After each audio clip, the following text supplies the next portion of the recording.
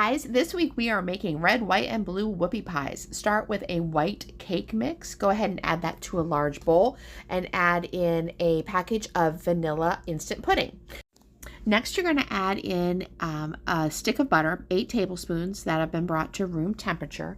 And you're also going to crack in 2 eggs, also at room temperature, because it makes everything emulsify better that way.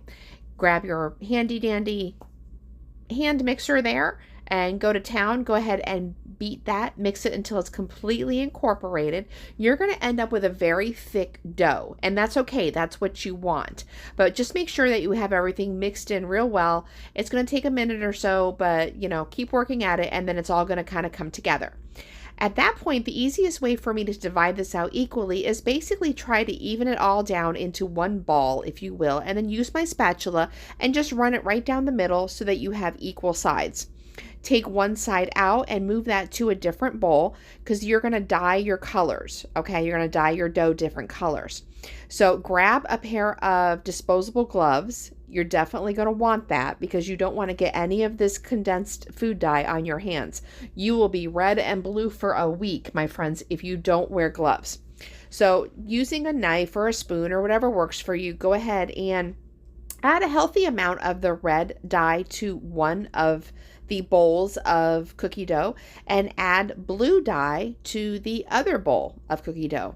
Grab those gloves and then just using your hands, start with one. I usually start with the red and then just kind of, keep mushing it together, moving it around until your dough is completely red. You're not trying to look for streaks, but maybe you are, but for the most part, I try to keep them solid colors.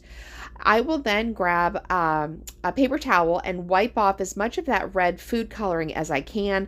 I'm not trying to waste another set of gloves, but if you have to, you do. Just try to get as much of that red off as possible because when you mix red with blue, you get purple. And we're not trying to get purple color, purple cookies right now. That's for Halloween. We're trying for red and blue.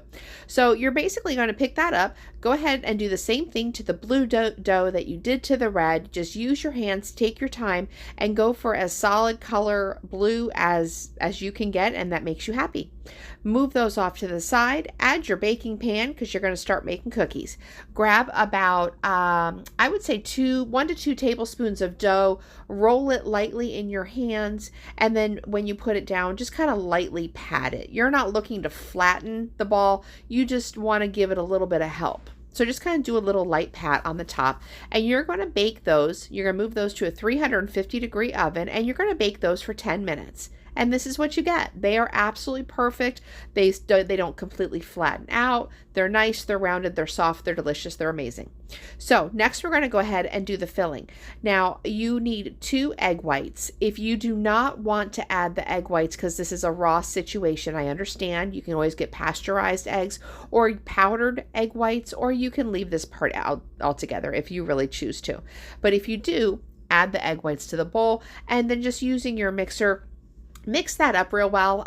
You want them to be frothy. You're not trying to make a meringue, but you want them to have a little bit of body. So just kind of go at them, I would say for like maybe about a minute. You just want a little bit of air to get in there, and like I said, for them to have a little bit of body. At that point, you're going to go ahead and add in your powdered sugar. Now, this is a die-hard rule for me. I always sift my powdered sugar. I don't care what I'm making. The worst thing you can have is you say you're making chocolate frosting and you have lumps of powdered sugar in your frosting. I only had that happen to me one time and I learned my lesson. So I always sift my powdered sugar. Right now, you're going to go for 4 cups of powdered sugar, and then you're going to go ahead and add the rest of your ingredients once you're done sifting your powdered sugar. Now this frosting, this filling makes a lot. So you could easily knock all of this down by half. I just always made extra because you never know exactly how thick you want those whoopie pie filling to be. So I then add in some clear vanilla extract and a little bit of Crisco. And I also add in just a dash of salt just to be on the safe side because you always want a little bit of seasoning, a little bit of flavor in there. And I also add in 4 tablespoons of milk. Now, this is the part where you're probably going to be like me and get powdered sugar all over your kitchen. And if you do, I'm sorry. But once you get it all going, you're good to go. Mix that all together. By now, your cookies have all cooled because you've moved those to the rack and they're cool. Just grab a cookie, a red one. Start, using the back of a knife. Just go ahead and slather on as much of that filling as you want. Top it off with a blue cookie. You are done. These are absolutely amazing. They're delicious, they're soft, they're flavorful, they're so much fun, and they're the perfect way to celebrate 4th of July.